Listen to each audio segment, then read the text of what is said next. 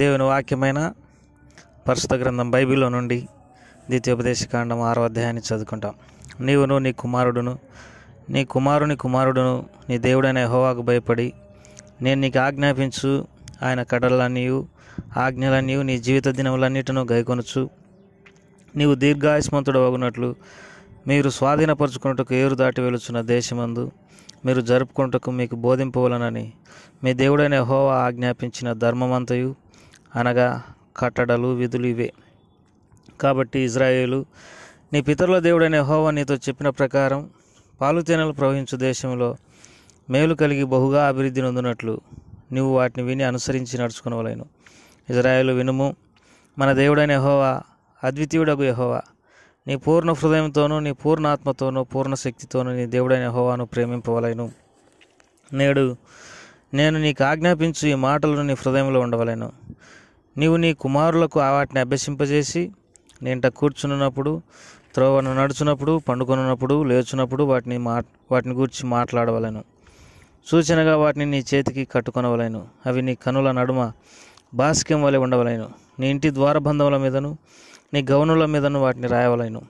నీ దేవుడైన యెహోవా నీ పితరులైన అబ్రహాం, ఇస్సాకు, యాకోబులతో చేసిన ప్రమాణమును బట్టి నిన్ను ఆ దేశంలో ప్రవేశపెట్టి నీవు కట్టని గొప్పవగు మంచి పురములను, నీవు నింపని మంచి ద్రవ్యముల చేత నింపబడిన ఇండ్లను, నువ్వు త్రవ్వకపోయినను త్రవ్వబడిన బావులను, నీవు నాటని ద్రాక్ష తోటలను, ఒలివల తోటలను నీకు ఇచ్చిన తర్వాత నీవు తిని తృప్తి పొందినప్పుడు దాసుల గృహమైన ఐగుప్తు దేశంలో ఉండి నిన్ను రప్పించిన యెహోవాను మరవకుండా నీవు జాగ్రత్త పడుము. నీ దేవుడైన యెహోవాకు భయపడి ఆయనను సేవించి ఆయన పేరట ప్రమాణం చేయవలెను. మీరు ఇతర దేవతలను అనగా మీ చుట్టూనున్న జనముల దేవతలను సేవింపకూడదు.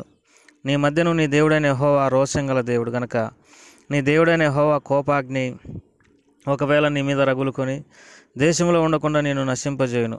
మీరు మస్సాలో మీ దేవుడైన యెహోవాను శోధించినట్లు ఆయనను శోధింపకూడదు. మీ దేవుడైన యెహోవా ఆజ్ఞలను అనగా ఆయన నీకు నియమించిన శాసనములను కట్టడలను జాగ్రత్తగా ఆచరింపవలెను. నీకు మేలు కలుగునట్లు నీ ఎదుట నుండి నీ సమస్త శత్రువులను వెళ్ళగొట్టేదనని యెహోవా చెప్పిన ప్రకారం నీ పితరులతో ప్రమాణం చేసిన ఆ మంచి దేశంలో నువ్వు ప్రవేశించి దాన్ని స్వాధీనపరుచుకున్నట్లును నీవు యెహోవా దృష్టికి యథార్థమైనది ఉత్తమమైనది చేయవలెను. ఇక మీదట నీ కుమారుడు మన దేవుడైన యెహోవా మీకు ఆజ్ఞాపించిన శాసనములు కట్టడలు విధులు ఏవని నిన్ను అడిగినప్పుడు నీవు నీ కుమారులతో ఇట్లనుము, మనం ఐగుప్తులో ఫరోకు దాసులమై ఉండగా యెహోవా బాహుబలం చేత ఐగుప్తులో ఉండి మనలను రప్పించెను. మరి యెహోవా ఐగుప్తు మీదను ఫరో మీదను అతని ఇంటి వారందరి మీదను బాధకరములైన గొప్ప సూచక్రియలను అద్భుతములను మన కనులెదుట కనుపరిచి తాను మన పితరులతో ప్రమాణం చేసిన దేశమును మనకిచ్చి మనలను దానిలో ప్రవేశపెట్టుటకు అక్కడి నుండి మనలను రప్పించెను. మనకు నిత్యం మేలు కలుగుటకై యెహోవా నేటి వలె మనలను బ్రతికించున్నట్లు మన దేవుడైన యెహోవాకు భయపడి ఈ కట్టడలన్నిటినీ గైకొనవలనని మనకు ఆజ్ఞాపించును. మన దేవుడైన యెహోవా మనకు ఆజ్ఞాపించినట్లు ఆయన సన్నిధిని ఈ సమస్తమైన ఆజ్ఞలను అనుసరించి మనం నడుచుకున్నప్పుడు మనకు నీతి కలుగును. ప్రభువారు ఈ మాటలను మన కొరకై దీవించి ఆశీర్వదించున్నట్టుగా చిన్న ప్రార్థన చేసుకుంటాం. ప్రేమగల తండ్రి, ద్వితీయోపదేశకాండం 6వ అధ్యాయాన్ని చదువుకోవడానికి సహాయపడుతూ వచ్చినందుకై స్తోత్రములు. కొన్ని వాక్య భాగాలను ధ్యానించుటకై సహాయం చేయము. యేసు ప్రభువారి నామం పేరట స్తుతించి ప్రార్థించి వేడుకుంటున్నాం తండ్రి, ఆమేన్. ప్రియమైన సోదరి సోదరులారా, ఈ ద్వితీయోపదేశకాండం 6వ అధ్యాయంలో మరి మనం ఆయన ఆజ్ఞలను కట్టడలను గైకొనడం చేత దీర్ఘాయుష్మంతులమవుతామని దేవుని వాక్యంలో 2వ వచనంలో చూడగలం. ఎక్కువ కాలం మనం ఈ లోకంలో బ్రతకాలంటే ఆయన ఆజ్ఞలను ఆయన కట్టడలను మనము మరి అనుసరించవలసినటువంటి వారమై ఉంటున్నాం. రెండవది, ఆయన ఆజ్ఞలు కట్టడలు గైకొనడం వలన మనకు కలిగే రెండవ లాభం ఏంటంటే ద్వితీయోపదేశకాండం 6వ అధ్యాయం 25వ వచనంలో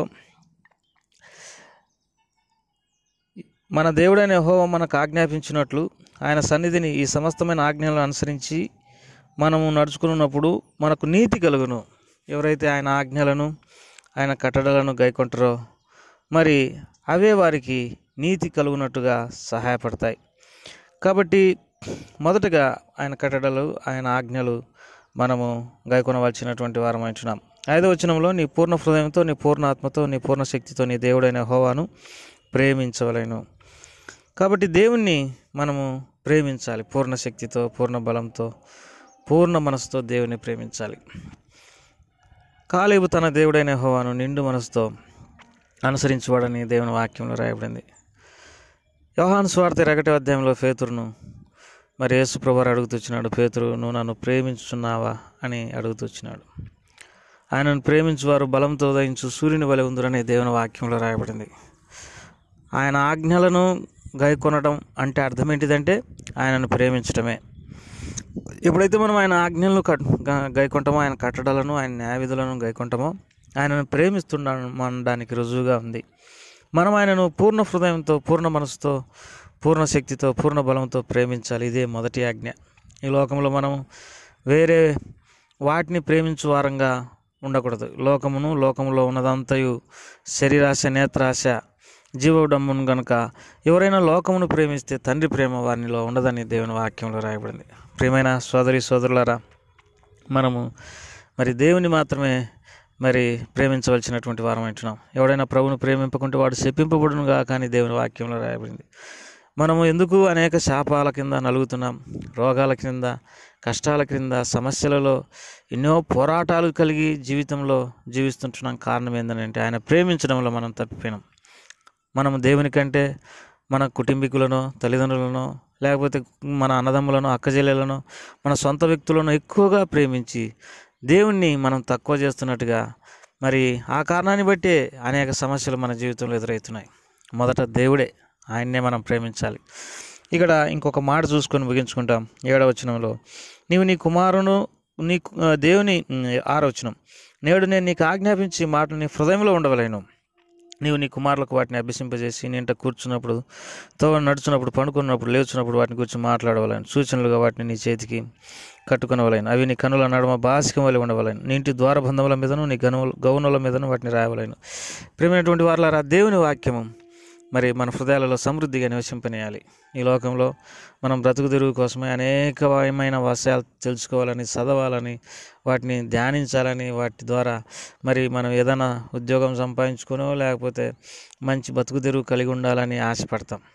మంచిది ఎన్ని అవసరమైనప్పటికీ వాటన్నిటికంటే కూడా దేవుని వాక్యాన్ని అధికంగా ప్రేమించి మన హృదయంలో సమృద్ధిగా నివసించినప్పుడే మనము సంతోషంగా ఉన్నాం. ప్రభు అటువంటి కృప దయచేయునుగాక. ప్రేమగల తండ్రి, దయగల ప్రభు, ఈ మాటలన్నింటినీ దీవించమని యేసు ప్రభువారి నామం పేరట వేడుకుంటున్నాం తండ్రి. ఆమేన్.